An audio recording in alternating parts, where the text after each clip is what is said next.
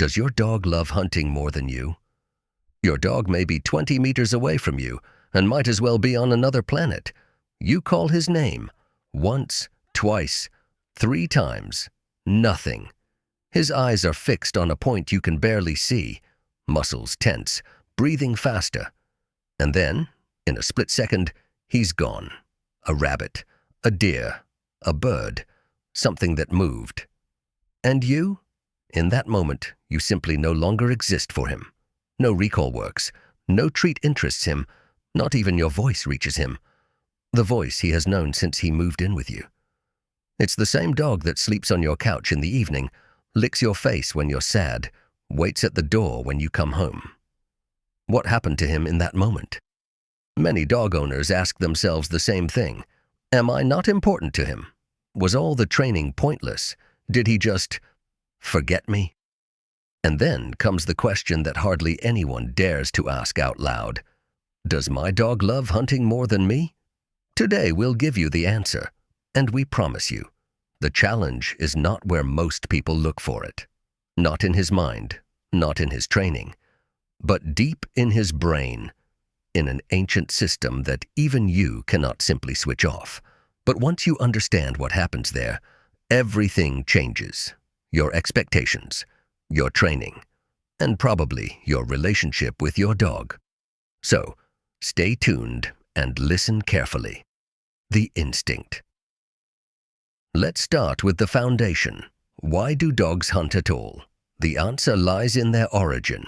Dogs are descendants of wolves, and wolves survived because they hunted. This behavior is deeply embedded in their genes.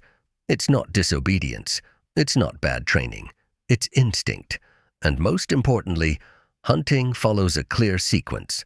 The so-called hunting sequence: tracking, fixating, stalking, chasing, catching, killing. In everyday life, our dogs usually show only parts of this. They move around you with their nose raised or glued to the ground. That's tracking. Your dog standing frozen in front of a duck. He's staring ahead because a rabbit is sitting there. That's fixation. Or your dog lowers his body and sneaks toward a bush.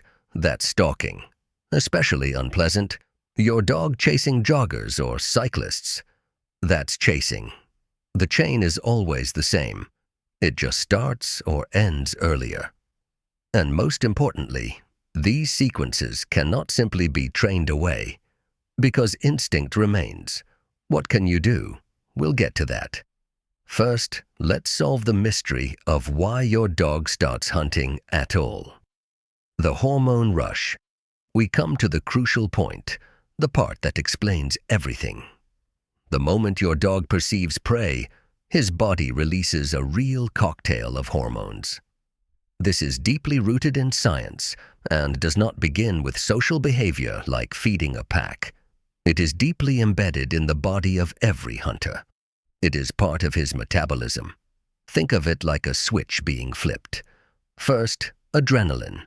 It gives an immediate energy boost, increases heart rate and breathing. The body switches into survival mode. Then, noradrenaline. It sharpens the senses, increases reaction speed. Everything else is blocked out. And finally, the most important, dopamine. The happiness hormone. The reward hormone. The moment your dog starts running, his brain is flooded with dopamine, even before he gets close to the prey. The hunt itself is the reward. On top of that, endorphins are released, the body's natural painkillers that intensify the feeling. Some dogs run through bushes, over fences, into barbed wire, ignoring pain, exactly because of this. This hormonal mix makes hunting self-rewarding. That means your dog doesn't need a treat, praise, or success. Hunting alone is enough. And because these hormones are broken down very slowly, this high lasts long after the hunt. That's why a dog that has just hunted is often barely responsive for minutes. Here's the downside. Hormones take time to break down. The more your dog hunts, the longer it takes, and the stronger the desire remains. Breed matters.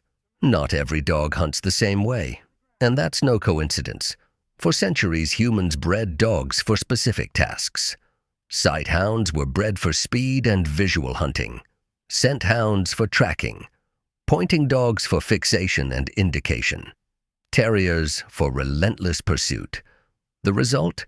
Some dogs have an extremely strong hunting drive. For them, the threshold to trigger hunting is very low. Sometimes a moving leaf is enough. In other breeds, the drive is much weaker, which makes training easier. Then there's another factor: stress and boredom. Dogs that are understimulated, with too little activity, too little engagement, too little social interaction, often hunt more frequently and intensely. Hunting becomes a substitute behavior, a release valve. So, a dog that hunts a lot is sometimes simply a dog that is understimulated. What can you do? Now the big question: what can you do about it? The honest answer: you cannot completely train out the hunting instinct, but your dog can learn to manage it, and that makes all the difference. First, activity. A well-stimulated dog hunts less intensely. Search games, retrieving training, scent work.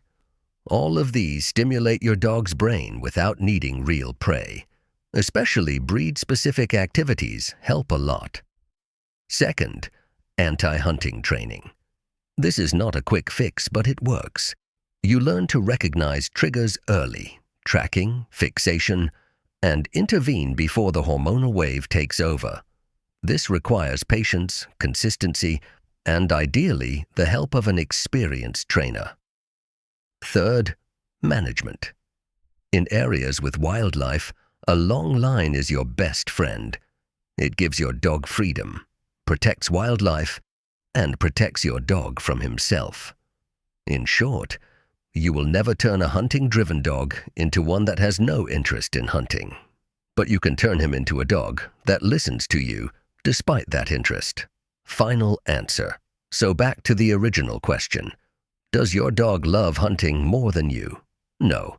But in that moment, his brain simply cannot act differently. Hunting is not betrayal, not ignorance, and not a lack of affection. It is biology, and once you understand that, you can handle it more calmly and work on it more effectively.